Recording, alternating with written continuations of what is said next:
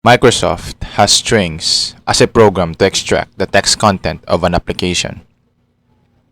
With the extraction, you can gather and search through strings that the binary has. Such action is a simple way to get hints on how a program works. During the basic malware analysis phase, finding the string indicators is one of a must-do. We can gather a lot of sufficient data that would give us a big lift on our debugging. But relying on this phase would not be enough for a malware author or app developer found a way and are trying to deter your analysis. Packing or obfuscation is the malware author's secret ingredient to make their files more difficult to examine. An obfuscated program are ones whose execution the malware author has attempted to hide. Packed programs are a subset of obfuscated program in which the malicious program is compressed and cannot be analyzed. Finding meaningful strings in an application is like finding artifacts to uncover the real history and create an analysis on the functions and capabilities. In this video, I'll show you how analyzing and extracting strings will surely help a forensic analyst decode the hidden mystery behind a certain malware, and an attacker crack the application he wanted to compromise. I will also show you how I integrated Fireeye's FLOSS and blend it with my tool. And with that, you already know what it is. Cue the intro.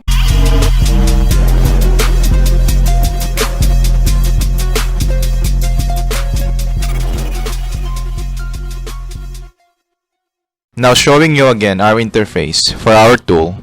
From part 1, I showed you the capabilities of MAKD, as it provides you the first phase of analysis, which is giving you the P information composed of P section and imports, and the file information, which comprise the file hash and some basic information. We now proceed on the second phase, which is extracting the obfuscated strings. What is Fireeye's FLOSS? Fireeye Labs Obfuscated String Solver is an open source tool that is released under Apache License 2.0. It automatically detects, extracts, and decodes obfuscated strings in Windows portable executable files. FLOSS is extremely easy to use and works against the malware horizons. So how does FLOSS works? As I've said, decodes functions and recover obfuscated strings. This tool analyzes program that diagnose its data structure. It uses plugins that defines heuristics like functions, non-zeroing XOR operations, and code cross-reference to a function. Emulate code paths that vivisect CPU and memory modules for x86 instruction. It extracts human-readable strings that are in ASCII and UTF-16 LE format. Now, I'll discuss the mechanic. So first, as usual, the user will input the directory of file to be analyzed. So we choose to. The user will provide the directory of the file to be analyzed. We need to input the directory of the file. Program will read on the input and validates if the file exists on the directory specified. That's the time for the string extraction process. Extracted strings will be saved on the FLOSS output.txt. Then, with string search and investigation, program will prompt if user wants to search on some key strings. So if you wanted to search for a certain string within that extracted string from FLOSS, so this is how it will operate. Demo to you the algorithm for this one. While decision is true, it would then ask you if you want to search on some strings. So like you want to search strings, then it could be a simple yes or no here. And so if the user type yes, user will be prompted to input strings to be look onto. If the string is found, then program will output the entire line. So else, if it's not found, it will do nothing and it will go back to 1, which is here, if you wanted to search for a string or not. Going back here, else if the user types no, it will call some search function. It's a function I created, which is a default lookup for the user's default list search key input.txt, which I will show you in a bit. User will input on the list of default key search that would be utilized by the program and would be set as standard for every program diagnostics. Example of this search is .executable or .exe or .dll.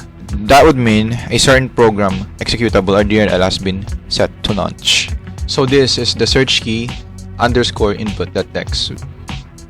This is where the user will input all the lists to be searched on. Right now I provided inputs here from FLOSS string results if an exe, DLL, or process exists from it.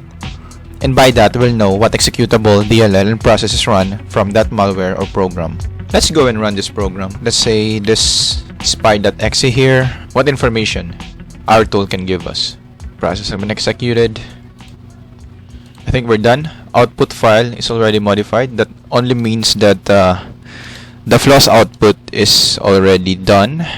Here is our floss strings output. So as you can see here, it's really a lot. And these are the strings extracted from that application. We can see some meaningful hint on what this program is capable of on this output.txt here. Once the strings has been extracted, as you can see here, the investigation will now start. So showing you again.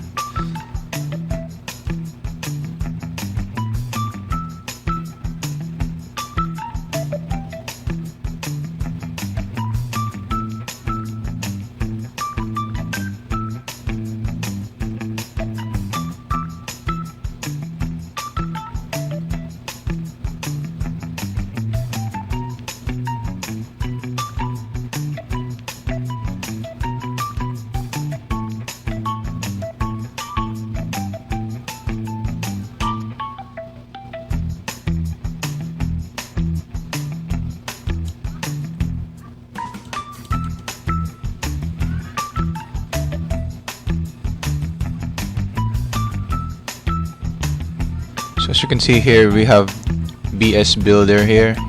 The beautiful soup is used from the program, which is true, to extract web data. And you can see here CMD and codecs. I did use email library, and we have these encodings here. These are the involved functions. We have HTML here, the hash lib, which I did use for some hash conversions. Yeah, mechanize again for extracting text from the website. These are just some few functions that our program gathered. So once a string has been extracted, investigation will now start. User will be prompted if we wanted to perform some key search. If we input yes, then we input on yes here. Would ask you input the strings you wanted to search. What do you want to search? Aside from the input file that we have, what's the strings you wanted to search from the floss result? Let's say we wanted to search for get, the get word here. As you can see here, you did find some strings containing that one. We have a get module file name, and yeah, this one, this notification here, cannot get proc address, hint for an investigation. See here some Python libraries, get item string. So there are a lot of get requests that has been processed on this application. We identified the get process utilized, and some of these requests failed to connect with the Python resource. We now have some hints.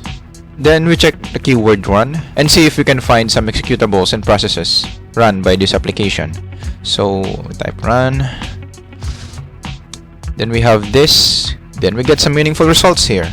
The program does not run in DOS mode, and possible that binary is another executable living in the resource section. We have mingw, W64, runtime failure. This means that the resource that requires GCC, which is a C++ compiler, it failed to run, for it cannot find any GCC compiler from the environment. Then we have this one.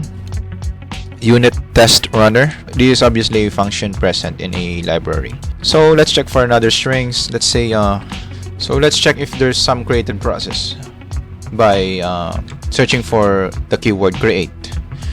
Alright, search for that one. So this one is for the small caps letter. Internal error, cannot create temporary directory.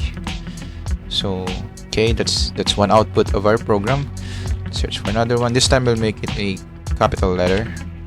Then we have this, create account XW and create process W. So these are the two create API present on the application. We then found some error regarding a failure to create a temporary directory, which is this one. If we input on no, then we have this. If we input on no, the program will then seek on the user's default key search. This key search came from the mentioned input file, search key input.txt, which is the one we filed a while ago. This one, right? So this is the key, this is the result we have. So as you can see here, it does run a process, which is this one, the strings.executable. It made use of that. Processes here, like the failed to execute script, the failed to get executable path, and convert executable path to UTF-8. So that's another clue here.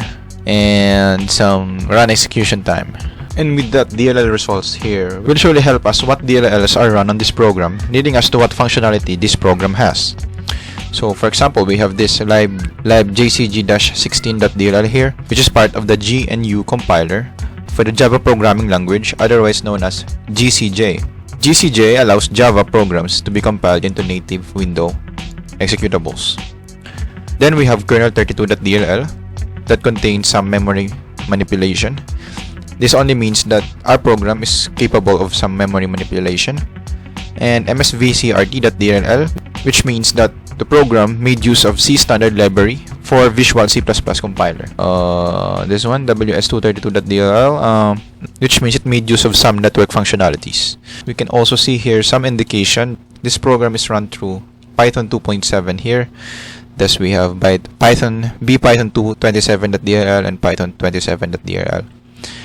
And BS SQLite 3.dll, an indication that it made use of SQLite 3 database. And for the process keyword, which is this, it found this phrase, error creating child process. This would be an error on shell command once it executed a certain process. And another one is the subprocess, which indicates that it made use of subprocess library on Python. And that ends up part 2 of our malware kit dissector, as we dissect our spider application. Hope you got something out of this video, and program exit.